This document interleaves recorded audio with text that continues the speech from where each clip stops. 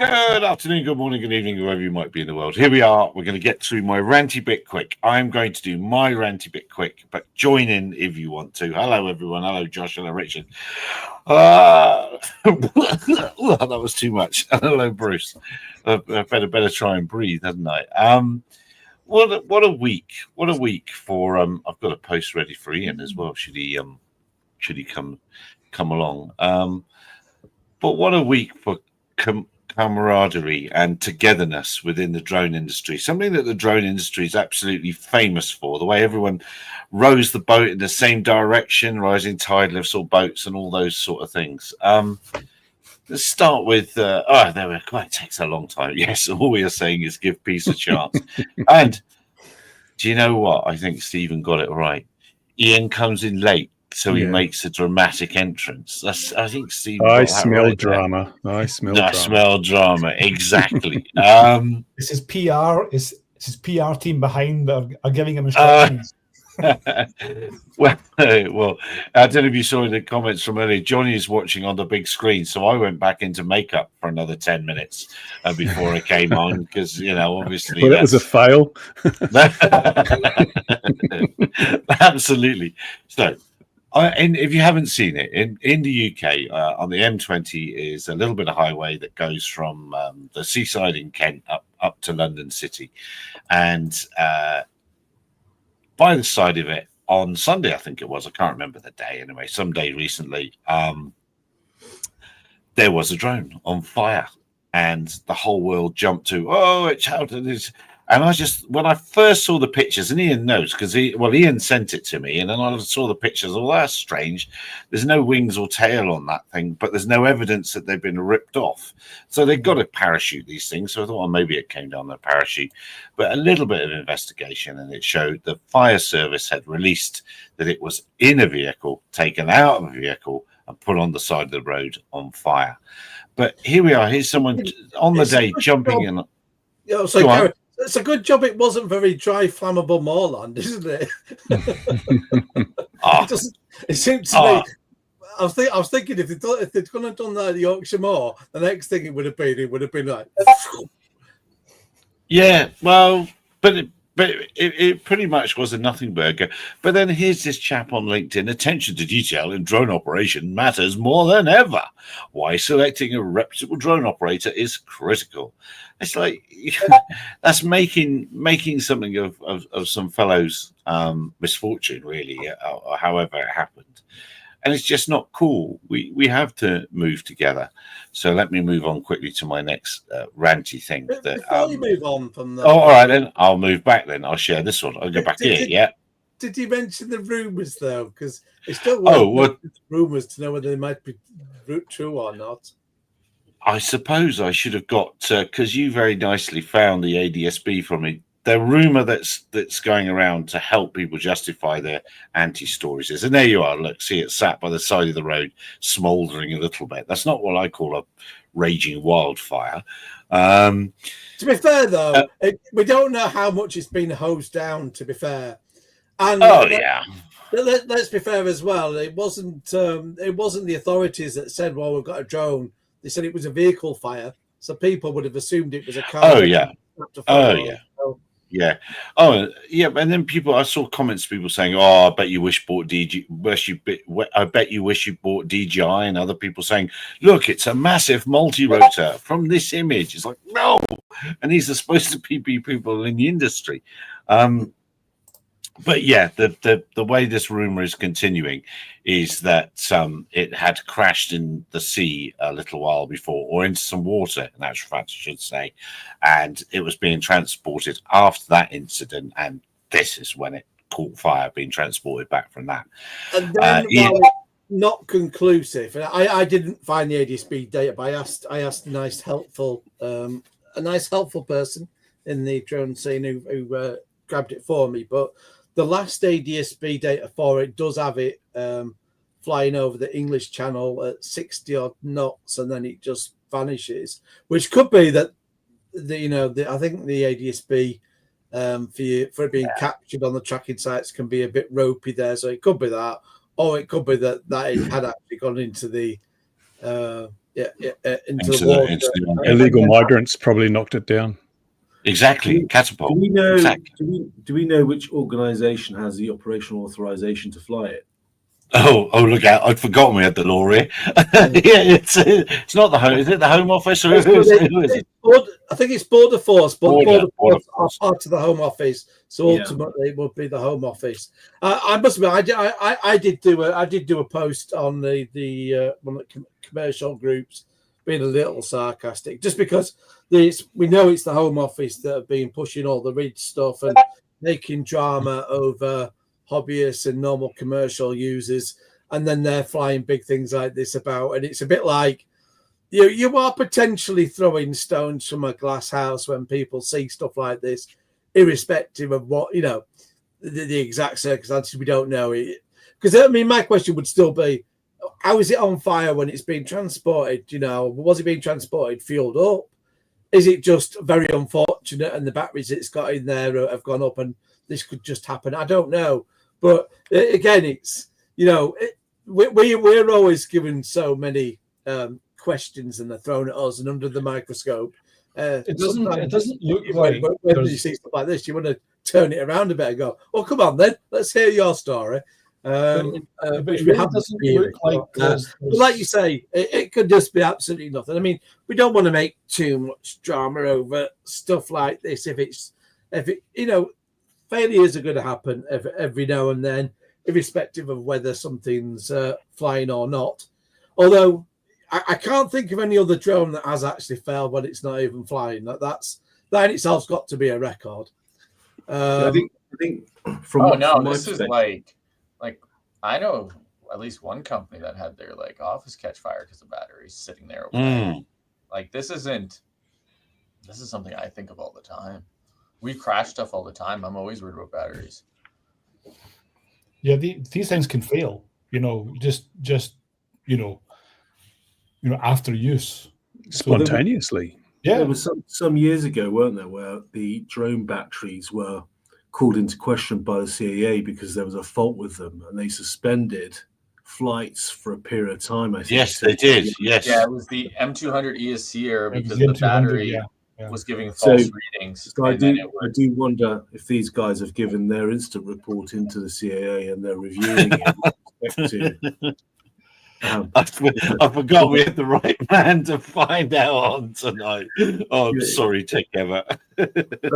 He's after you now. To understand, if this could indeed be a common occurrence, we just don't know, do we? No, but what I will say, living in somewhere where I can smell the smoke from a runaway fire right now, we're back in that season. If you are going to put it on the side of the road, please don't put it in the dry grass. Leave it on the road, very half of the road to catch fire. But anyway, there's plenty of big enough potholes. Just throwing a really deep pothole. There's plenty of exactly. But looking at this photo that is on your website, I mean, obviously it is on the grass there at the side. It doesn't look like there's been much water. Well, if any water, that's a stills grab from a video, and if you watch the video, you can see when they go past it there on the side of the road. It looks like they've put it out on the side of the road and then shoved it over there out of the way further afterwards. But yeah, it's pretty much a nothing burger that. But I was very disappointed in my fellow man, my fellow people in the industry. So further disappointment was this one, a Skydio bulletin, and Carl put a good one up about this. Having a safety bulletin for radio interference. Now, this again, much like accidents happen, this sort of thing happens. You get into service, you find out. Maybe I don't know. Bruce will probably have opinions about the radio build, and maybe we can come to that in a second. But the point that I enjoy about this is that they put out a safety bulletin. They found a problem, they put out a safety bulletin, and they informed the community, and that's what they should do. But of course, what did the industry do? What, Skydio, that'll serve them right for getting rid of these guys. Well, Skydio this, Skydio that, well, blah, blah, blah. Bad people, bad people. But in our industry, in a just culture, just aviation culture, this is the way we have to play the game. We have, if we find a problem, we have to We have to put the problem out there for all to see. We can't hide it. That's my little rant on that. Does anyone want to join in on this one? I do agree. I think that when people do tend to get scared when something bad happens and they don't want to have the negativity, whether it's a company, whether it's just a hobbyist. If they have an accident, if they have an incident which is kind of a little bit serious, they're a bit kind of like, oh, maybe I shouldn't do this and I'll keep it quiet. When in actual fact you really should. It's very important to make that report, because it's part of the statistics, and all these statistics can help us in the future. So it is a good thing to share, and I do agree that I think it's good that Skydio done this. They've been quite transparent. It's very, very important, because other people will just not do, and those are the ones that are just basically bringing them all down and slagging them off and stuff, and it doesn't do any good, and it is a bit hypocritical, but we're all still young. They're being very mean to Skydio, very mean indeed. It happens to all radio equipment. I mean, remember the old days with our RC systems? If you got the transmitter too close to the receiver, it would stop working. It got swamped. And this desensitization and cross-mod intermod effects of very strong radio frequency fields in close proximity to other equipment. It's well known. It's kind of it's a sad indictment on the fact that today's drone operators are operators and they don't know the tech that goes on behind them. But this should have actually been more. Skydio, fessed up and said this is a problem, but it should there should have been a really good general warning to all drone operators that all forms of radio frequency links are susceptible to this. And although the Skydio has been identified, every operator should be aware of these limitations of the technology we're using. To jump in on this as well, I mean, you're quite correct to say that this stuff needs to be transparent. I've been far more worried with companies that weren't being transparent, and obviously this is why I think Cube Pilot has the good reputation that it does, in that Philip being from a proper aviation background. I mean, this is the principles that sort of underline that in the with aviation, when you're flying around people, you're very open and you're quite clear when things need to be grounded. And Philip took that principle into the drone world. So it's good to see others also adopting that. It's very important. That's how you end up with a sort of mature, trusted technology. I would add to that this also, and this is what I've banged about on for years. In fact, this is how I ended up on Twitter. And my first argument, we agreed on this. First argument. I don't think I believe you there. Around my first arguments with Kevin, although on this bit we kind of agreed. We were more arguing towards people in the DJI world that the frustration, and the thing that's frustrating is, it's to this day, is release notes. And you'll see release notes even now, even on the enterprise gear, and it will say bug fixes. It's disgraceful. There should never, ever be a release note that says bug fixes. It should list the individual bug fixes and what they are. And I fear the reason we don't see that is because there will be some bugs in there where people have lost gear and there just doesn't want to be the fessing up liability. And that's a problem. In the drone world, we can't have bug fixes. And this is where regulators need to do their job. They should knock that on the head and say, look, you ain't putting a drone up in the sky if you're going to be releasing a release note that says bug fixes. You either put it out properly or you ain't flying. I think if we did that, it would be a better. Yeah, people, we're showing the kind of maturity that people would expect.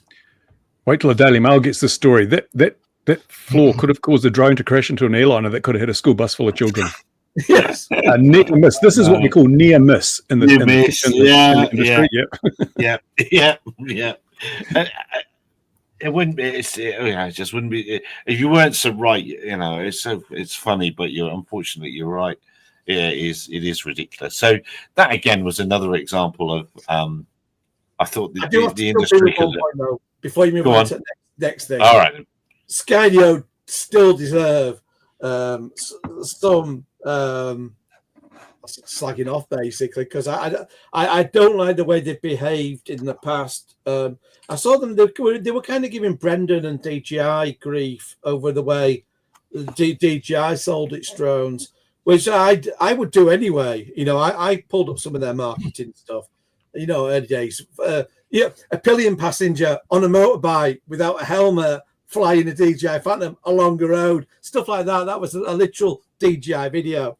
But then when Skydio did its videos, it was every bit as bad, and it was doing stuff that in the UK and America would be illegal to do. So I always thought, but it's blue list. It's good. You can do anything. He stood down, didn't he? The head of the DIU resigned. I've forgotten his name now. That was something that happened today. So the DIU is that's kind of blue list gone now. Blue list be gone. I've forgotten his name. That's quite an exciting story in America, apparently. Let me just jump on to the next one because I'm already taking longer on these than I thought we would. Which one did I want? We've done Skydio. So this one. Now, I don't know if Josh is on a call or something now. We had to have a Canadian here to be fair to Canadiashire. But my word, what an evil, nasty Canadian company Micropilot seemed to be. Well, that was a bit strong for me. But it's saying going, gone. All these companies have gone out of business. And Philip put a great post up about fact-checking it and going through, and people have jumped in, as you'll see on LinkedIn. LinkedIn, the best place to argue in the world. About where these companies have actually driven the modern industry, a lot of them. So a few of them have gone, but negative marketing, negative marketing. We don't need it, and we shouldn't be doing it. I know. My mother always used to say, if you can't say something nice about someone, just poison their food. Well, yeah, that explains why you were in the orphanage and all that sort of thing. But anyway, yeah, no. Look, straight away, 3DR, they're still in existence. I know they went away, but they came back. Autopilot. He went away. Dean had terrible problems because of ITAR back in the day, and he is now making stuff in stealth. Pico Pilot. If I look in the drawer there, I've got a couple of their things there. That was just one bloke. So Proceros, they were bought out. Airware, that was a nonsense. I don't know. It's disappointing.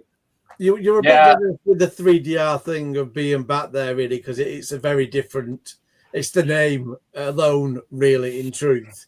But we know. But Geordie never went away. I forgot the name of his.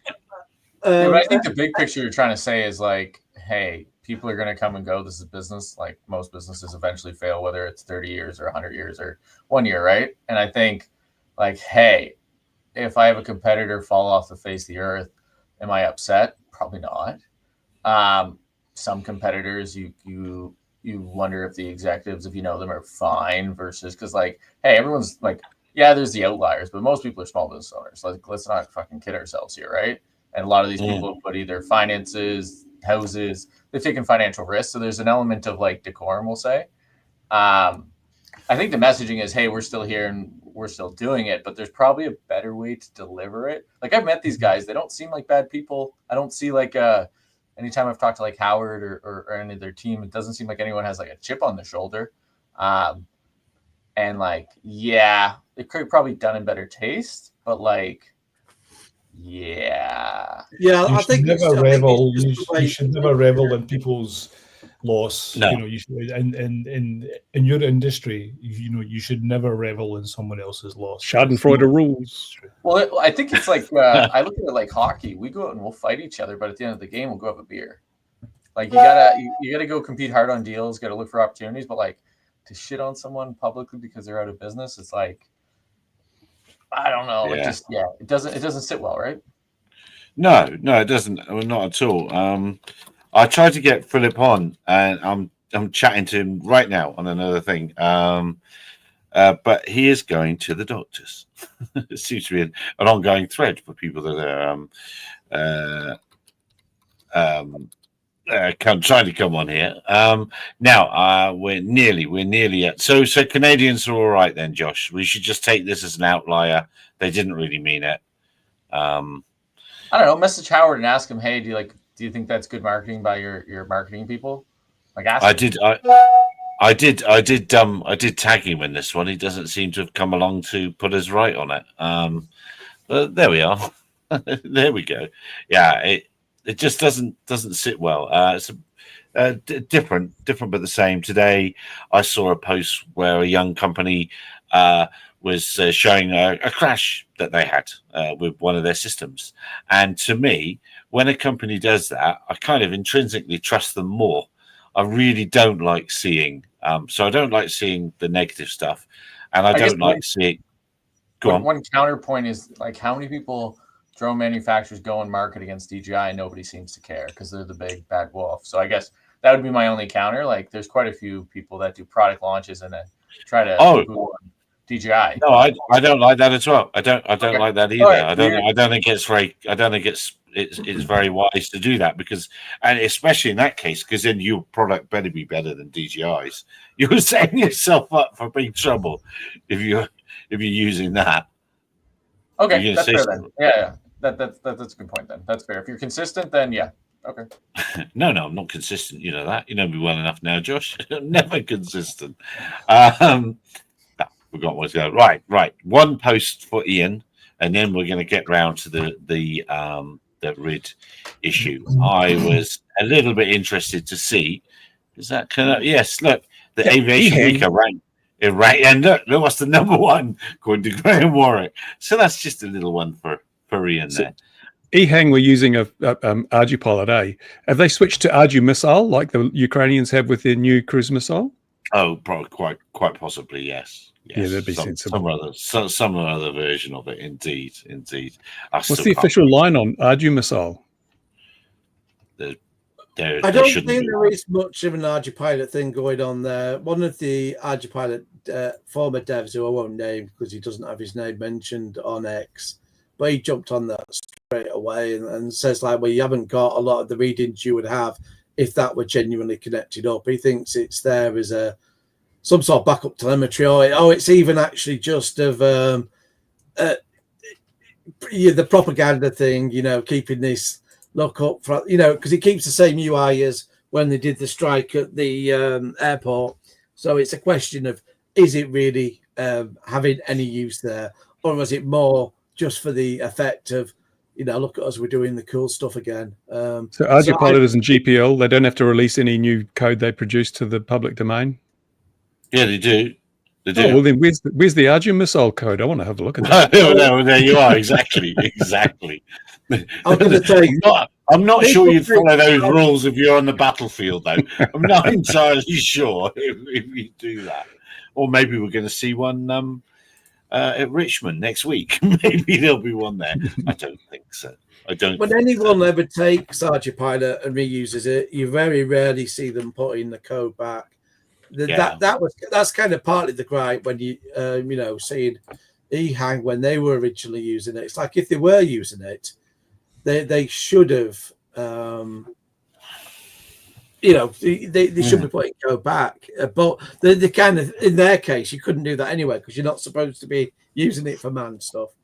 I just dropped in a GIF actually for you, Gary, on when you're talking about the topics like the Canadian post.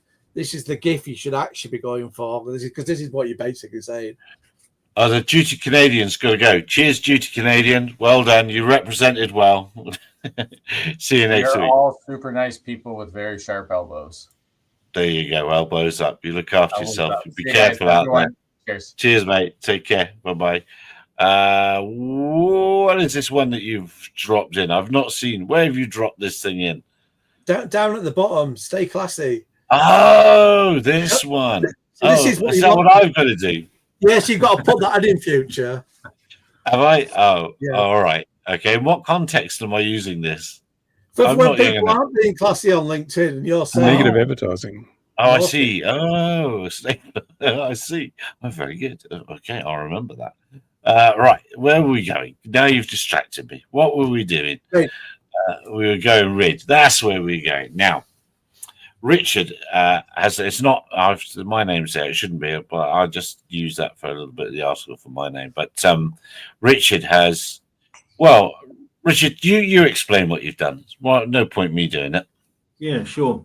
All right, guys. So this year, the CAA put out another CAP document 3105, which was looking at all of the regulations that apply to UAS. And in them are, with respect to their consultation, their proposal for regulations for RID. And when I looked at this in a bit more detail, when I'd spoken to others in the industry as well, it seems to me that this is well and truly cart before the horse.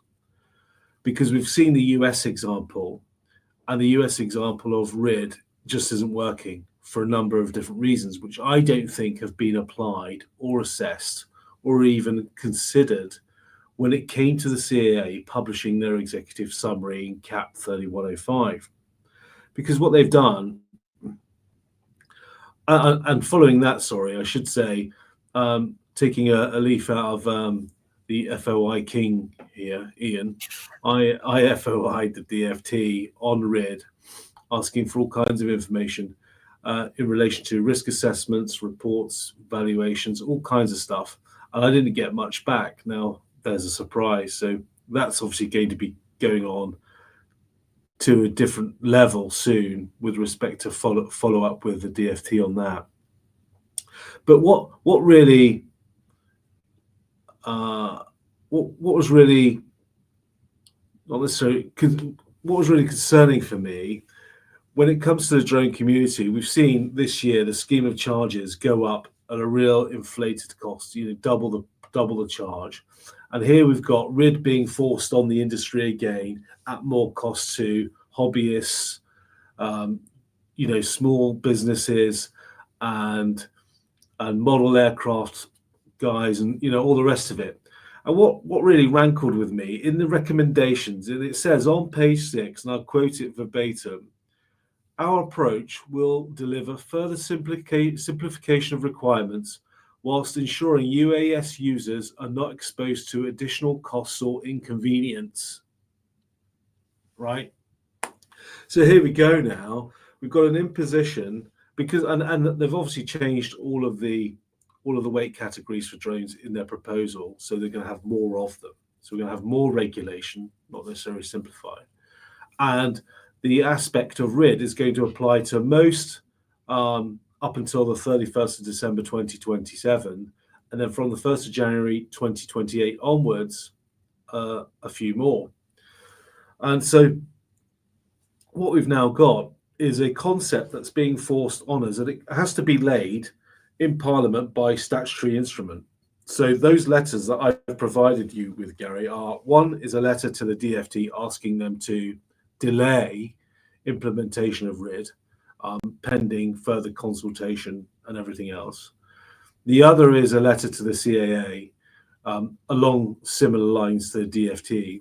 And the third letter is to your MP, much like we did before with the accounts debacle, where they were relying on false figures in their published accounts that were laid before Parliament. And those letters went out. So what we have are 3 letters there for lobbying purposes, really, to put a stop and delay RID. So although the article is get rid of RID, it's getting rid of RID temporarily because we know that something is going to come down the line. But it's got to be put in place on a more proportional basis, for example, the specific category where RID might be more applicable. So what I want them to do is really consider this with respect to not rushing it through and harming the drone industry. And, there's a lot of people there that have spent a lot of time and money, even on legacy models, have now got to go out and buy a RID compliant option.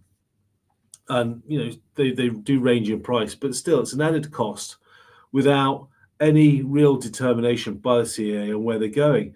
And the reason why I say there's no real determination, because in their document, they talk about a full hybrid remote ID solution, which is a combination of network and direct remote ID over a longer time period, is what they say. And that will support the enforcement of UAS regulations, well, I'm not sure how, deter unlawful operations, I'm not sure how, and will have a low impact to lawful UAS operators. I'm not sure how. So they're talking about a phased approach needs time to be implemented. What I'm saying to DFT and CAE is, sorry? Just jumping down 1 second as well, the business case says for that as well that through revenue, I'm trying to think of the exact wording they use, but basically the implication is that through revenue opportunities it will create, it will then become cost neutral. So it's also in the original RID business case of saying, once we introduce this, we're going to look at ways to make it more expensive for drone users to operate so that we can pay for this system to run, which has been, and then the business case specifically names Gatwick, and the recent DFT email also names Gatwick. Right. So it's all being based on the weakest argument for drones rather than anything even contemporary. We're talking on that now, it's 7 years old. And that's still the best the DFT can really come up with. It's not very convincing. And then the backdrops, we've got the US, where it didn't help with the attempted Trump assassination, it didn't help with New Jersey, and it didn't help with New York. And those were Gatwicks on bigger scales with that implemented and zero benefit from it.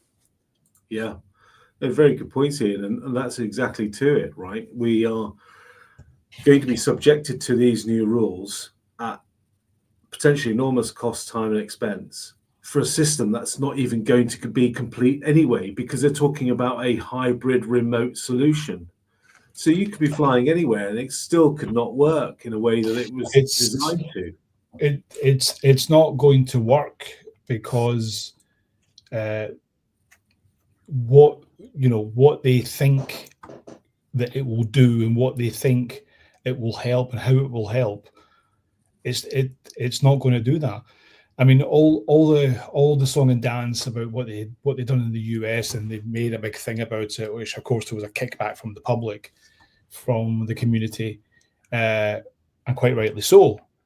Whereas when you look at Europe, because again, now just going back to what you guys have been talking about, you've been talking about the US, you're talking about the UK. Not one of you have mentioned Europe. Why? Because Europe's been quiet about Brexit. it. That's why. Go away. we knew you would. You stay in your hole. But EASA and all the member states have not made a meal about it. They have not made any noise about it. So RID was just rolled out, and it was all kind of like, shh, just and it was there. If you comply, you comply, and if you don't, who gives a damn? And that is how it's been here. Nobody gives a damn about it. People have been having the odd kind of, what should we do? I even contacted my authorities here in Finland and said, what should, have you got a plan? Is there anything? They're like, no. And they're like, okay, fine. So it's something which has been rolled out, but they've done the right thing. They've kept their mouths shut. They know they're not going to be able to make people use it, or they know that it's going to be difficult to comply because they don't have the staff to police it. There's more important things that which is exactly the problem they've got in the US. Exactly. Manpower either. Yeah, exactly. So you can't go around shouting about something which clearly doesn't make any sense if you're not going to have the intention to police and to actually enforce it. And this is what you were saying, Richard, about having this hybrid of network and broadcast or direct, whatever it is, that it's called in every country. Again, we don't have network here because we've got nothing to support it. There's no, we don't have any use space or any areas that can say, let's actually do that. Because and I can see where network remote ID would be useful if you have those kind of areas and stuff like that. But it's not there. There's no business sense for it. So it's just not mentioned. It's not uttered. And people are not talking about it because it's not even in any road. I'm sure it's in a roadmap of like maybe 5 or 6 years, but no one's talking about it now. And no one's talking about legislation saying that you must do that, and this is how it's going to be, because you just start to sound more authoritative, and they cannot enforce it. I'll shut up. Well, this is exactly what happened with the Air Traffic Management and Unmanned Aircraft Act, which gave the police, some serious powers with respect to drone operators. And again, we had the same issue, that they just don't have the manpower to support that level of power that they've got. And you're going to find the same here, really. The trouble is, though, with these laws, when they're brought in, when they are used, they're kind of misused to make examples out of people and in inappropriate places. So, for example, the legislation you mentioned, since then, we've got restricted airspace going up here, there, everywhere, where originally it was even done with, proper paperwork consideration for kind of the public interest and the fact that you're preventing commercial operation and that. But now we've seen more recent freedom of information with Essex Police that they're just getting on the phone and saying, I'm going to close down airspace, and it's happening. So it's happening verbally. I bet no one's even recording the conversation. So we've put legislation in, and it's going to the point now where the UK might be the most closed down airspace in the whole world by now. And so it worries me that whenever we do these things, because again, the people at the DFT, certainly some of them, and the higher ranks, they don't understand the drone industry. They don't understand drones. They don't understand technology. And they're the ones that are pushing these narratives. The very fact that you put in a Gatwick in an email straight away just says how little you understand about the strength of your own arguments. So I fear this is just going to be a car crash that will just keep heaping costs on the drone community, and most of that, as it does, will fall on the commercial operators. So you've got these commercial operators going anything where they see legislation and that, and they're going, "Oh, those people with the Mavics, great, bring it in. It'll be them. They will be paying the price." And it's not until it happens and they realise, and they go, wait a minute, maybe I shouldn't have been applauding so much, and I should have had a bit more of a think about it, because you're the easiest set of drone users to dump costs on, because you've got to keep your business going. So you'll be number one on that list for these expensive, poor value for money computer systems. And DJI, like I say, independently costed, got put consultants out there to have a look, and that's why the FAA stopped doing network read, because he went, wait a minute, these costs are astronomical. And it wasn't just putting the system in, it was to run it every year. And I'll say this again, the UK has got one of the worst mobile networks in the world. And if you think that network remote ID is going to work in that, let's say, capacity, you can, and I've said this before, I've said this many times on this channel, I've said this many times, you can be in the centre of London and you cannot have any, I've seen me having 3G. Right, I'm in Finland. I'm in the home of Nokia. Right, so I know what a good network is. Right, going back to the UK, I've said this many times. It's like a third world country when it is. It's like a network. It's like a third world country. So how are they going to even try or think about implementing network remote ID?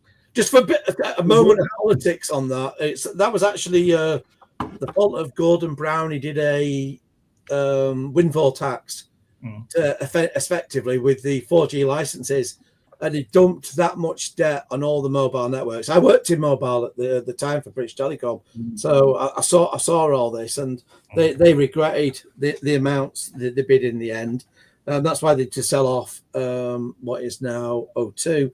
But basically, ever since then, that's why you don't get all your free mobiles. That's why every year they can pull up the prices, etc., because they're still trying to recoup that cost. And that means as well, you don't invest in the networks to the same degree. So, I struggle, often just getting a signal at all in key areas. I'm not bothered about 4G, 5G, whatever. I just want a bloody signal in the first place. And I want to have 2 bars. Yeah. And I actually one more thing about RID. I'll talk about RID because I'm using and I've been testing a receiver that I got from Drone Tag. When you're in a built up area, so I'm in the center of Helsinki, and I've been doing some tests. I've been having a drone operator stand at a certain location, and I've been walking around. I've been walking around the town and stuff. The signal doesn't really go very far. It doesn't go very far at all. It's like 200 meters. As soon as you get a building, any kind of high rise, and I'm talking high rise, maybe six stories. If you get something in front of you, you will lose the signal. You pretty much need to have a visual line of sight between the radio and the receiver, or whatever it is it's receiving, in order to see that. So, even if it's there, it's like how are they going to justify being able to have the signals and read the signals? Now, somewhere, for example, like London, Birmingham, Manchester, or whatever it is, or even Glasgow or stuff, and you've got so much interference with the mobile networks, everyone's phones, Wi-Fi, and everything, and then all the buildings. It's not going to work. I'm telling you, it's not going to work. There's no performance guidelines. There's no performance requirements either. They don't specify must operate over a specific range or whatever. And if in the case of an additional add-on module, there's no way that you can stop people from installing it in such a manner that its range maybe just tens of meters rather than hundreds. So these things are found out in the US, and they're not learning from the US experience, are they? No, absolutely not. So. I'm trying to find in my other world. I'm trying to find. It's a really good article because I can't find it now. A really good article on tracking birds and a new IoT device, which is basically a Bluetooth transmitter, basically a RID transmitter, but they have thousands of receivers because there's thousands of enthusiasts that are into their bird watching that are just using their smartphones. So even though it is milliwatt power output over a long distance, because of the twitchers, it's working really, really well. So come on, let's be honest. For RID, if we could deploy enough receivers around a city if we wanted to. It's not we'll just mandate that every user has to install it on their smartphone, and you have an automatic network of RID detectors right across the nation. There you go. It's silly. Now back to the UK. Just before we go serious, back into the UK. It's a serious problem.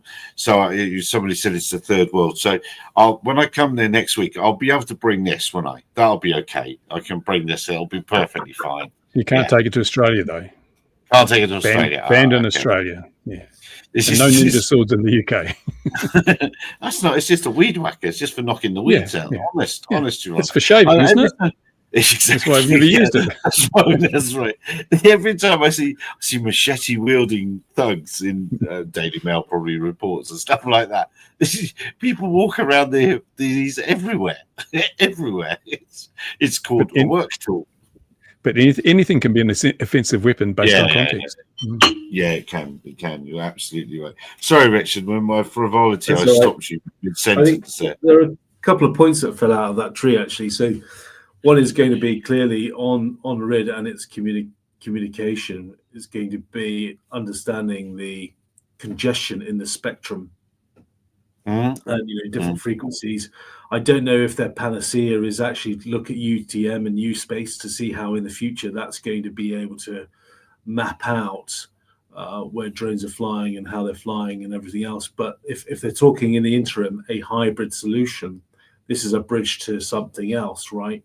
And it's not clear on me where that funding is coming from or who's going to be responsible for it. And sorry, just very quickly, I mean, what they've said about the statutory instrument, and this is why the letters are important now, is simply because the timetable for the statutory instrument is going to be determined by the DFT. The CAA is saying they're going to work closely with the DFT to communicate the timetable to the US UAS sector at the earliest opportunity. But we all know that the CAA has not been very forthcoming with its communication at times. And so really what we do want now is to put the brakes on this to really understand the lessons from the US and elsewhere, from the EU, to make sure that we're making the right decision. Because I'll state again what they said in this report. Our approach will deliver further simplification of requirements whilst ensuring UAS users are not exposed to additional cost and inconvenience. And if that's the mantra that they're going by here, then they've really got to observe it. They just can't pay lip service to it. I'll give way to you, Ian. Yeah, I think we'll be lip service. The hybrid's the end game, because really hybrid is the remote network plus the local, because the way it was explained to me originally was the plans were if you didn't have if you didn't have your mobile connectivity at the time, which as we know you often won't, it would cache that information. It would do out the local for the time being, and when you were next connected, it would send that up. So that's stored on the glorious database. And so then you and obviously if you have got a connection, you'd just be straight pinged your information to there. But my worry is once it's on a database, we know where that'll end up. We've just seen just how shocking the UK is for holding data. It's like every week, data leaking off. We're emailing the Taliban directly and going, "Here you go. Here's our secrets." That's how shocking we are. Are you sure? Yes. It's a bit extreme. We're in a backdrop where we cannot secure data, and then you're going to be storing everyone's drone flights and the history of that. And I think more importantly, Ian, the data protection piece will potentially publicly display the location of the drone pilot. Now, and they've seen that in America, and drone pilots have been getting harassed while they've been flying. So, there's some legitimate concerns there around safety of the drone pilot as well as anything else. Yeah, that's my main concern, and that's not hypothetical. The CIA have said on freedom of information that is the case. Let's welcome in Bobby. There's ways to just activate RTK and the drone position will not be seen. Trust me, I've tested this. Activate RTK. Yes. Why is that? Why does that work? Are you talking about with DJI gear? Yes, it's a bug. It's a bug. Oh, it's a feature or it's a bug. One or the other. It's a feature. No. It's a feature. Yeah. Very good. Look, let's welcome Bobby. Look, he's in a garage, and a drone experty person in a garage is always very interesting. Oh, look, I see a tail. I want to see what intelligence we can gather from wherever he is. There's got to be something here. How are you, Bobby? Good. How are you? I'm actually at my engineer's place looking at some relics of drones from back. You probably saw that on look at that. There is a relic. There you go. Yeah. Whatever happened to them? I've lost touch with what happened to them. I don't know. You should ask other people. I probably shouldn't say anything. Yeah, no. All right then. And then we have some other drones here. So remote ID is interesting. After working for that company, I worked for a company called White Fox Defense, doing their product manager for a secure remote ID solution. I have my own thoughts on remote ID. They've changed back and forth. I think overall it's fair to say it's been poorly implemented. It's a good idea, poorly implemented. They have thoughts about network ID, remote ID being having too much latency and not being sufficient. I think the folks at Unionics had one of the best proposals of just like reflashing ADSB and reflashing ADSB to a different frequency so that it would just be able to kind of like operate by itself. The other thing about remote ID, honestly, is like there is no requirements on like it's a bad protocol for the wrong reasons. So, for example, like I'm talking to you on an iPhone, and even at White Fox, like our head RF guy was one of the guys who worked at Apple and did RF design there, and he would scoff. He's like, "Man, you're not going to convince Apple to optimize their cell phone to be a drone." Oh yeah, right. Yeah. And so the same with every cell phone manufacturer. And so the idea of like Google having the whole network, was it Wi-Fi? What's that called? Wi-Fi? What the fuck was that called? Excuse my language. Matter? No, there was this Wi-Fi. It's the same thing AirDrop uses. That basically that was supposed to be their standard. And there's the Bluetooth long range. It was kind of a broken thing, and so if you have that's why you have these dedicated hardware devices that are used to supplement stuff. To supplement the detection of drones. And I think you're going to see a flurry of these companies and products open sourcing or building super low cost sensors and networks of sensors to cover cities to provide that like real time situational awareness for drone delivery, public safety, mostly in the short term, and probably like, cities and law enforcement, et cetera. Those are the things that are happening, and you can do this pretty close. Like one of the ArduPilot developers, Eric Maglio, he's working on a really cool project. I forgot the name of it off the tip of my tongue. Him and his colleague Mike have been working on this for a while. It's relatively low cost. It looks like like a little like a soapbox size product that lives outside of your home, detects drones, takes that data, and the idea is to sell them for the higher net worth individuals and estates, things like country clubs and whatnot. Whether we like it or not, remote ID is here to stay. The idea of it becoming encrypted, I have my own thoughts on this. Is it easy to spoof? Yes. Is it going to be a problem in the long term? Yeah, but I think that we have so much more to go, ironing out Part 108, ironing out all these BVLOS requirements, that this idea of being encrypted or not is it's a small step in the right direction. Ultimately, I think as these aircraft are used, from an enterprise perspective, you're going to require ADSB. I think that the idea that it's going to clog the airspace and not to use ADSB was ridiculous. I think that they're very much going to be using ADSB in the end for aircraft that are like Group 2 and above, especially 55 pounds or up. And yeah, remote ID is... Well, they're never going to clog the airspace because the manned users aren't using ADSB. So there's plenty of room, plenty of codes left because they're reluctant to onboard it. Anyway, I shouldn't say that. No, you're right, and I think there's this other challenge of like this technology. I have investors and these people are like, oh man, who's going to win it all and all this stuff. I view this like 1993 when it came to computers. I remember my dad brought a computer. It had Windows 3.1, or Windows CE basic GUI, but it was DOS, and it was just a pain in the ass to interact with. Like you had to use all these command line interface, and as a kid, how the hell are you going to start a game? You had to ask my dad to come and start the game every single time, right? And that's basically what happens. Your people are calling UAS Nexus to be like, hey, let's integrate a payload, let's integrate a radio, and it shouldn't be like this. And eventually, I think that we're going to solve a lot of the pain points of integration. We're going to solve the interoperability problems. It's going to reduce the friction when it comes to research and development, innovation, and the overall the seamlessness of integration.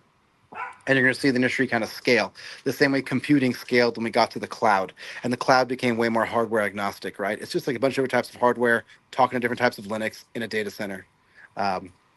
Drones are going to be that as well. So it's exciting to see. And honestly, I think the coolest stuff is happening outside the United States. I think America is in its own little bubble. I don't mean politically, I mean from an innovation perspective. It's very focused on defense. It's very focused. It's because I think it knows it's behind and needs to catch up. But a lot of the innovations I've seen in Europe, in Africa, in Australia, in Korea, Vietnam, other places, they exceed what we're doing here. Yeah. There's your make yourself some cheap hardware and then use Meshtastic to mesh the results. We just need to buy loads of these and put them all over the place. ESP32, Walla Walla, Idwizzy, let's get busy. There you go. So it's making that detection network for remote ID is kind of trivial. Oh, that made him go. No, I'm right here. No, looking at the screen.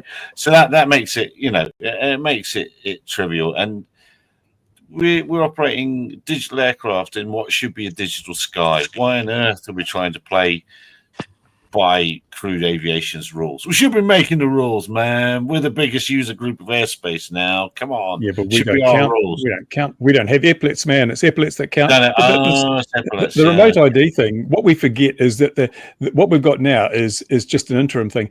Remember when the NPRM was rolled out in the USA, it was going to be network remote ID, because if you look closely at Part 108, They can't implement 108 without a detect and avoid system, and that includes detecting and avoiding manned and unmanned aircraft. The only way they can do that with current technology is to make all drones conspicuous, electronically conspicuous, which means all drones have to carry some form of EC, and the goal at the end there is to monetize the entire system and have everybody being tracked constantly through network remote ID so that deconfliction can occur at a central level. But this is a long way down the track, a long way into the future. And they're working on the basis that drone delivery is going to be, the skies will be clouded with drones, and there'll be eVTOL flying taxis everywhere. And we're going to run into the same problem we ran into with many other technologies, is we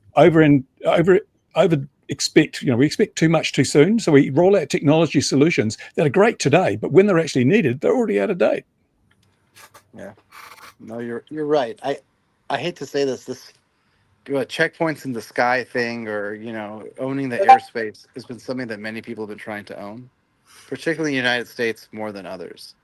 I think there's some sobering realities that people are going to realize, that I don't think the U.S. government, particularly the FAA, is willing to commercialize that space, regardless of who might be in the White House. And I'm seeing a lot of, like, New Air, for example, is actually, I think, is an example of how to do it the right way, because you're seeing public-private partnerships. And currently New Air is a nonprofit, right? So they're not VC backed, et cetera. And they're doing this to prove out a bunch of the technology. And I can tell you that model is very scalable. Like, we're probably going to try and bring that to Utah, actually. You have some folks in Utah trying to build their own, unofficial FAA test site, et cetera, but they don't have the same gravitas, relationships, et cetera. I would say that the New Air has proved out the technology through the integration of all those solutions, from resilience and Aloft and UAvionics, et cetera, a number of folks. And they had the buy-in from the local communities. So, and that's very important, because many people are not okay with the drones in their community. I look at the drone delivery folks, all of the pushbacks of like, oh man, we don't want this here. I think, what is it? Amazon just stopped doing stuff in College Station. And so there's it's still a contentious thing. And actually, Bruce, it's funny, my engineer here, he's like, is that X-Jet? I was like, yeah. He's like, that guy helped me get into the hobby. Like, seriously, like you've impacted a lot of us, man. I literally have a career because of watching your videos, man. Thank you. Oh, no problem, man. Yeah, for real.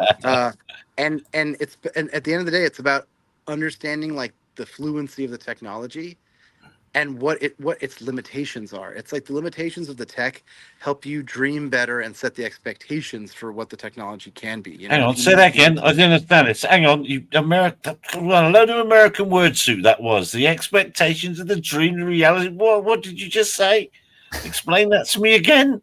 Share your drugs. I'm pretty gullible. I thought you didn't hear me, but no, really, it's the expectations, the limitations allow us to set the expectations, and allows us to, like, first of all, the expectations for investors, but also for end users, more importantly. Because if the end users don't get it, then the investors are like, well, how are you making money? Well, the expectation for all end users is the fundamental principle that there's equity of airspace to all users. That's fundamental, right? And what you've got here are people that are developing products that either people can't buy, or they won't buy, or they don't want to buy, or they're being mandated to. That's preventing them from having equity to the airspace. And then you've got UTM companies. I mean, I'm doing this on my PhD, the regulatory framework of UAS, right?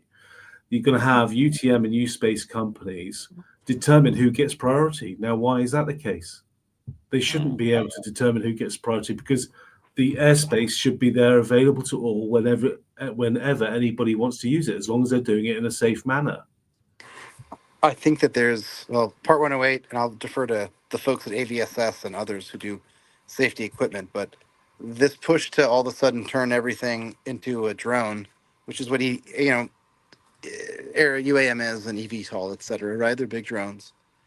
They're changing the safety threshold. So when I go on an like, was it you that was joking about this with Boeing yesterday? Like, you were like, oh man, if it's a Boeing, like, because we were going on a trip. I ain't going. Yeah, if there's a Boeing, I ain't going. I ain't going. Right. Yeah, I know. Yeah, Yeah. and that's first of all, that's bad for Boeing, but also it's bad that people actually think of this now, because historically, whenever you'd get into an aircraft, you're like, this is safer than any car. It's safer than driving, and we need that. We don't have anything in the drone industry with respect other than DJI, and probably maybe the Scan Eagle and a handful of defense grade products that have the reliability needed to meet the needs of society today. And I look at the zipline products. Like Platform One is actually great. I wonder what Platform Two is supposed to do. Whatever the that VTOL product they have. As much as I give Drone Up a bunch of garb, I would say that that Watts platform that they've used, they've flown the heck out of that thing, and it's still been kicking, right? And so we have to give credit where credit's due, and they probably have a bunch of data to back that up. But this is Gur Kimchi, the guy from Amazon who's now doing some other stuff on the side related to drone delivery. He's like, man, you need the dispatch reliability of a car, or of at least like the post vehicle. And until you can get there, like this is kind of ridiculous.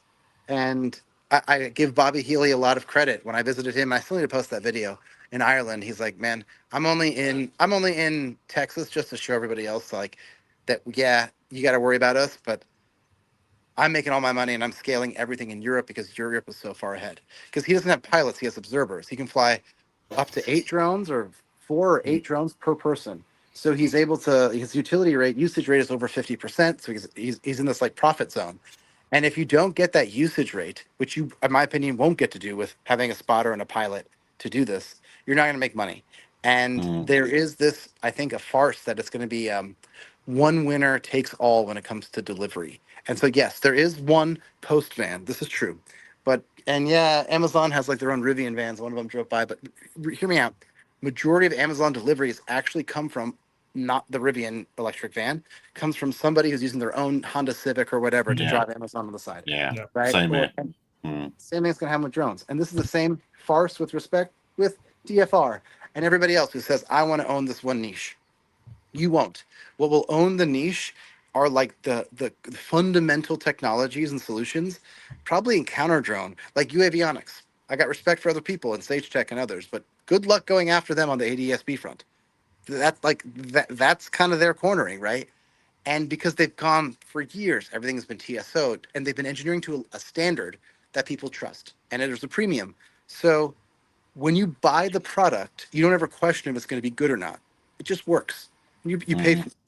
And we don't have that type of trust or reliability. There's no like Honda or Toyota of drones in the West. You know, like Free Fly, I'm going to give them credit too. They make some really great stuff. The Alta X probably has a bunch of flights on as well. But it's also not, you know, it's a big drone. It doesn't fit in the back of a Honda Civic. I think what people really want is a Mavic that can do everything, because DJI has constantly spoiled everyone's palette. In the early days when I started watching Bruce's stuff and Project Blue Falcon and Bardwell, there was so much parity. Like there was a DJI Vision 2 Plus, right? It was a good drone, but it wasn't like that much better than the Solo, if that. And the Phantom 3 was a good drone, and yeah, it had better range than the Solo. I'm sorry, Gary, but like, guys. But then you saw this like stagnation of the West, and then China just pulled ahead. And seeing the internet and talking with people, and I've made some posts as well, it's like America is not taking the steps. More importantly, the government is not taking the steps needed to invest in the industries and subsidize the technology, because this is what you will need to catch up. The UK is crushing it. France, crushing it. Germany, not as much, but like Estonia. And, you know, then the other real problem is, how do these other countries, I don't need to call them second or third rate, but like the non-NATO countries like Belize or Guatemala or even Brazil in this case, right? They're buying Autel Dragonfish, and boom, out of nowhere, they have like the capabilities of like the US when it comes to like better than the Air Environment Puma out of the gate for a fraction of the price. And that's every country out there that is, has access to an Autel reseller, let alone the DJI product. So we're not doing anything to stop them from beating us. And it's a shame. I mean, I was telling someone today, was it this morning, about Philip Rouse? Yeah, I was like, there's this one guy, man, who he's frustrated that the government didn't listen to him. He just has to do whatever. It's going to take it's a shame that someone like Philip has to carry this burden on his shoulders to keep the West, up and running and building an infrastructure. Like, I don't think he wanted to do this. I feel like the Here No. link was a reluctant. I don't want to speak for him, but it's like, oh, no one's making this. Yeah, I'll make this. Oh, you can't create the volume. Oh my God, I'm gonna take all this risk and do it myself. And we need like 15 Philips. Everyone's obsessed over Amarillo. I'm looking at Cube Pilot. I'm looking at Alex Klimaj from Arc Electronics, who just bootstrapped the whole thing with him and his friend. There's a sticker of him right over here. And like, that guy's killing it. He makes quality product. And you pay for it. And no press releases. He's getting lost in the noise a little bit. That's the trouble. And and I suppose what I want to say, I started down the road and I really want to say, the trouble is you've actually got to look at the industry, and you've got to look and you've got to listen, you've got to watch and determine who really is worth your time. But unfortunately, the noise. You missed me moaning about the Canadian misinformation from Micropilot, the damning of Skydio for releasing that safety notice, and they should have been praised for releasing that safety notice, because 100%. that's I'm glad you what we've got to do. We've got to do that to be a grown-up industry, and then in England the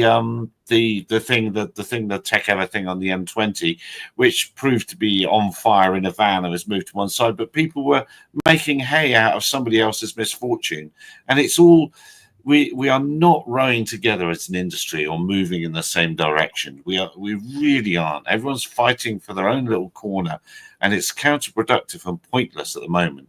It really is. Those are the bits you miss. Everybody's fighting in the marketplace for their own corner, but they need to do it with the support of the regulator. And when you don't have that support of the regulator, you're uphill in sand all the time, and that's one of the big issues. Could I can't speak for Europe, to be honest with you, and because you guys are much more regulatory mature. I did want to make this post because there's this guy in America, Bet David. You know what I'm talking about? Have you heard that Patrick Bet David? No. He's like this Iranian-born entrepreneur, but he's got something called valuetainment, kind of a center right. Maybe some will say by Portland standards. We're in Portland, so I say by Portland standards, he's far right. Commentator. He made a video about drones, about how America can only max out like 100,000 per year, and he blamed the regulations. And I would completely disagree, at least when it comes to the United States, because our industry is fueled by the DoD.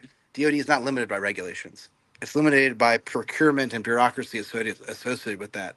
And like the DoD remote ID doesn't apply to them. The regulations that it impacts, DoD is NDAA and the blue list and that type of like red tape. But if you make the things that, it's not like a safety perspective, it's a security perspective for them. And so I can't, again, I would just say for the United States, we're so obsessed with building in America. And it's funny because I was wrong about Alex multiple times, because I'm like, man, there's no way that you're going to be able to pull this off at the volume. And he's proved me wrong, as other people have multiple times. But the reason his products are valid, not because they're quality and they're exceptional, but really importantly, they're made in the United States, right? And that alone gives like somebody who's buying them this extra oomph. And the Section 232, I'd love for you guys to do a whole deep dive on it and maybe a dedicated show, because this is the thing that I think is going to fuck up the Western drone industry, because they're going to start doing stuff like, look up Section 232. It's the Department. It's Department of Commerce, and they basically are going to leverage the Department of Commerce to enforce country of origin. And the problem comes down to, like, listen, the guy at the border. They've told me this too. I met a guy at the border who told me, "Hey, man, I don't know if the motors are made in China or not." He's talking about a DJI drone in particular. So I know this drone's not okay, and I had to explain the majority of the motors in drones have Chinese components and magnets in them, including American and Blue UAS platforms. So you're saying that those apply to the Uyghur Force Protection Labor Act, or et cetera? And I'm concerned that America is using lawfare to enforce trade related to drones to provide preference for made in American drone companies. And generally speaking, I would be okay with it if we made the best stuff. I'm okay with protectionism when it comes to the best stuff in the world. America makes, no offense, the best fighter jets, makes some of the best tanks, right? I know you guys aren't Americans, but you know we make some of the best space equipment. We've been on the moon for God's sake. When it comes to drones, we shouldn't be not. We should be buying stuff from our allies, whether it's in NATO, Australia, you know, these Five Eyes countries, even Vietnam and Korea and Japan, because they have the supply chain, the know-how, the scalability, manufacturability to do all this. Vietnam makes the AirPods Pro. You're telling me they don't know how to make 1 million drones a year? Guarantee you they do. Japan probably the same thing. And so I have every day it's Well, just like you right. it's you're an interesting space over there, and you've got a couple of shows coming up in America, and it's quite interesting watching the press releases beginning to come out of the shows, and you can see people or companies backpedaling away from the, a couple of years ago. Look, it's all DJI. Just come and buy it. Every stand's going to be DJI, but with different people, and you can see them backpedaling and going, and now buy this or buy this, and there's a great deal of uncertainty in your sales force and in your big companies that use surveying companies or stuff like that. So it's quite interesting to watch this uncertainty. And there's certainly well, Ian has been in the comments, other Ians have been in the comments, but I've been sent a scam DJI. I knew it's a scam because it says we what is it Ian called them? Key person, whatever it is, that does videos and stuff like that. And it's purportedly DJI said, "Hey, Gary, we'd love you to promote DJI products." Like, that's not really DJI. DJI wouldn't do that to me. And there's a scam going on for that to go into America. And the other Ian, Mad's going to have a video on that shortly. So all sorts of things are playing out now over there before December the 31st. So you must be seeing, that's a long-winded way of me saying to you, Bobby, you must be seeing the deal of panic or hearing a deal of panic in the industry there. Every day, I had one guy get in an argument. He had the audacity to tell Arno how to build software, but he was just like, what should I do about Skydio? And I'm like, you should buy Skydio. Vertical inspection and what you need autonomously. It's the best. Buy a Skydio X10D, buy a FreeFly Astro Max, and buy a Wingtra or a Quantum Systems, and you're kind of covered for all of those. And people are rushing towards them. But the problem that this is going to do is like this forces those OEMs who know what they're doing to like create a better product, because your competitor will. And as the closer you get to the DJI grade deliverable and product parity, the more successful you will be and the more the market you're going to like capture. I think FreeFly is like the incumbent right now when it comes to like NDAA enterprise drones by far. They're not really in the public safety space and whatnot, but like when it comes to mapping, surveying, like it's really, really hard to beat. And I look at Skydio, who is trying to make like the Subaru Outback, which again, I apologize, I know it doesn't have as much gravitas in Europe as it does in the United States. But like, it's here. Okay, yeah, right. Yeah. It's a very, very versatile vehicle. But it has compromises. It can't do everything amazing. Like it doesn't do LiDAR mapping, right? So you need the FreeFly or a Wingtra. Start making that. Stop trying to make the Baja. Yeah, I mean that's people. But the total addressable market people want to say is I can do this and this and this. And the one thing I want to not huge. This is all getting fucked up. Excuse my language, because of private interest. Specifically, I think you have VCs pouring money on something and then trying to use regulatory capture to stack the deck in their favor without understanding. Like, I speak to the CEOs of almost every single drone company in the West besides Skydio. They have all told me the enormous amount of pressure, or some of them really prompting the amount of like, hey, I got a great relationship with my board and my investors. They know what I'm doing, right? So they don't feel that type of pressure. Some of them are like, I don't own the company anymore, and I have to deliver on these types of things. And that creates panic, and you see people's decision-making based on the pressure that's on them. And the publicly traded companies have completely different types of pressure. So like, man, that article Carl posted about Vector and Red Cat, he said something very interesting, and I'm not going to comment on this anymore, but and this is true. I've had a number of people, and if you're a Red Cat shareholder, please don't ask me anymore. People keep asking me, what are your thoughts on this, what's going to do, and I don't want to comment on it. But what I can say is that these shareholders, they want blood because they're angry because they have invested a bunch of money in a stock that they want to see perform. And for someone to, threaten that at all is not good, right? And the Vector investors, they're looking to corner and get a huge return on their investment. So if it's like, poach a bunch of the team from Teal, or take their CTO or whatever else it is. Like maybe they didn't know, or maybe they didn't even care. More importantly, so but this is the problem, and I don't know until you do what the Chinese have done, which is subsidize industry. You're going to have the problem with the private sector. We need I'm going to sound like a socialist here, but like it's the truth. It's a funny old world, isn't it? Look, it's a funny old world, isn't it? No, thanks for that, Bobby. Well, thanks very much for joining us. It's grand. Thanks for having me. No, well, we've got a quarter of an hour over now. Let's just quickly sum up what we need to do for Richard's piece, the RID piece, really which if people, if people, can I jump on that because Richard's covered it, and I'd like it covered. Richard, what do you think about getting the information commissioner involved? Is there a leg to stand on here with the pilot's location? I think we should. Yeah, I've done an FOI request as well, like you have, and didn't get much back. Well, I think we do need to elevate that one, Ian. Definitely. I think with that one, then maybe for next week's show, if you could help with an idea of maybe a standard letter people can use for that, and then obviously people can go off and write their own if they wish. But I think that might be a good approach of maybe having to think about it. I noticed someone in the Freedom of Information, and it says there's somebody who I don't know, but it's on What Do They Know, had queried the CA and I think Public DFT, not got very far, to be honest, because everything had been given was more or less redacted.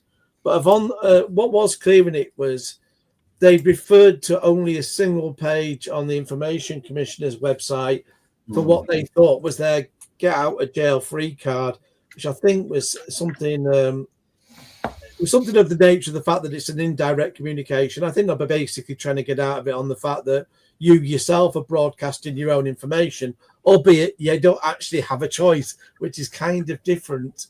But they've obviously they've found something that they think, without wanting to reveal it, so that obviously the large community can't question it. But I do think it needs questioning, maybe even contacting Big Brother Watch as well, and trying to get some other. I'm not sure about that. I mean, indirect communication. I mean, are you consenting to communicate with a third party without knowing that you're actually communicating with? I mean, that doesn't make sense to me. I think Richard's got to go. We mustn't. Are we holding you up now, Rich? Yeah, I've got a dash if that's all right. It's all right. It's all right. Well, thank you very much. Thank you for your time. Thanks, We've chaps. got to post in SS News, and we'll continue. We've got to go down this road. Definitely continue. Cheers, Richard. Catch up later, guys. See you. Cheers, mate. Bye. Bye. Cheers. And then just as he's doing that, let's have a look at this, because I wouldn't want to talk about this if he's around. Have we all seen this? Bruce, do you want to take it away? 376 rand. That's cheap, man. Cheap, oh yeah. Your own ordnance for your own drone from AliExpress, the name you can trust in international arms sales. What are they thinking here? My goodness me. I mean, like, what? Who's going to buy this? It's very obvious what it is, even though they kind of skirt around it in the language. My goodness. I don't know. Maybe they get a lot of business from Ukraine.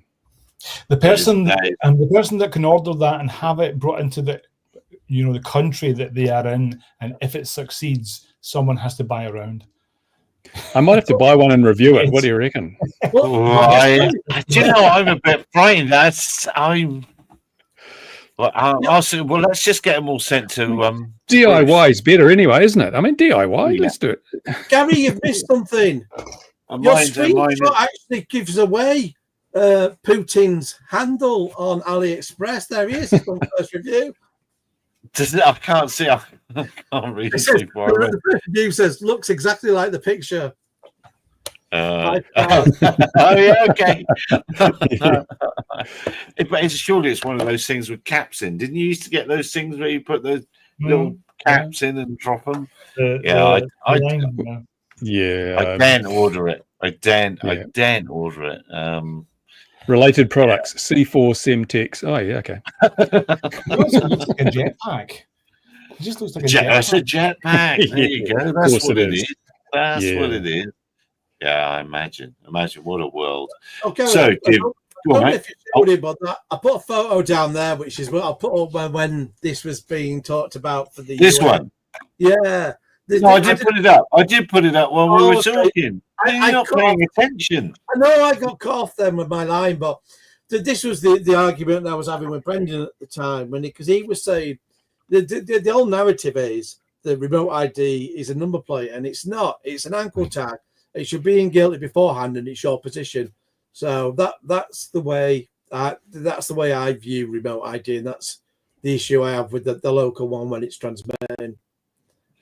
Yeah, it's not cool. And look, we're not at the end of the day. Even if we have a letter writing campaign, Why don't illegal immigrants have remote ID? Well, it's funny you mentioned that because there was a Home Office thing to do that, and then the ICO got involved, and that's why I thought it's interesting, isn't it? If we can't tag people that are coming into the UK illegally or don't seem to be able to, how come we're tagging drone pilots? It's I just don't see. I don't see a level playing field, and there's definitely if you were to look at the threat potential of the different demographics, I think there's some arguments there too. Let's just add this in here while we're here. Is this an hour? Oh, Chris Anderson. Chris Anderson's in the comments there. Who knew it? Satellite launch Who knew on it? an Atlas V rocket. Was it a minute and 8 or an hour and 8? An hour and 8. Yeah, it's not going to be for us then, is it? I thought you meant it was in the SUAS news comments for a minute there, Garrett. No, he's in the comments here. Likely not too distant future. What's in there? Wow. Good point about the polar orbit. Everybody loves fireworks, eh? Everyone loves fireworks, absolutely. Yeah, I don't know what to think about that Starship thing. We're going to watch it sweep over the sky. Right, are we ready for Ian hours now, or can we go home? Are we allowed to go home now? Your new Hasselblad camera. I'm not talking about Hasselblad stuff because it used to be badged Sony stuff. It's DJI now. Yeah, but it's still probably Sony sensors or whatever in there. So it's just for me an expensive brand using stuff that's probably very much the same that you would get on your. Oh, here we go. See, I knew it. I knew something would come out of the woodwork there. So right, all right. Well, let's wrap it up. So next week, Ian and I and the two Ians, me, Louis, and a few other people. I don't know, Stephen, if you're going to come across to the UK. Will be cool. Well, hopefully we'll be in Yorkshire. I'll be starting there on the Thursday night, not this coming Thursday, the following Thursday. And Ian's not going quite deliberately, so that's cool. We're not letting him be there for the Thursday night. But then from Friday, you're there Friday, Saturday, Sunday, aren't you? I think. Yes, so certainly Friday and Saturday. I may be traveling back Sunday early. Depends how Sunday, the day goes. Yeah. But so we'll try and get some lives out from that. I think you should do a little live piece on an evening there. We sat outside in a pub with a drink. Thursday night. Yeah, Thursday night, and then I'm not there, so you'll have to do Friday. We'll do some lives from the flying. We'll definitely do some lives from the flying and go and prod around some things and annoy people like we normally do, but in a live kind of styly. Just one ask: who's going to DroneX?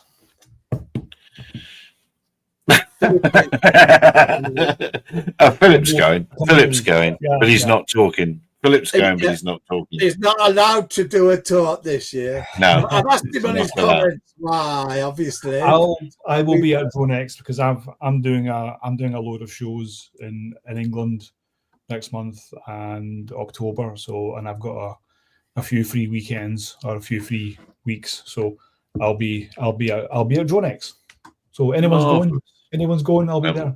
You'll be in charge of the lives from DroneX then. I'll do that. There you go. That's what you'll be in charge of, and then of course the military international road to whatever they call the racing. That's also next week, I think, or week after next in the UK. Hopefully Hopefully England will win this time, but it'll be Australia going for their 5th title, I think. So we'll see. But of course, the one they held in America, they said America was the world champion. But anyway, there we are. Of course they did. Dear viewer, wherever you are in the world, look after yourselves. We'll see you again next week at 2100. Gin and tonic. Take care, everyone. Be careful out there, everyone. Cheers for now. Bye-bye.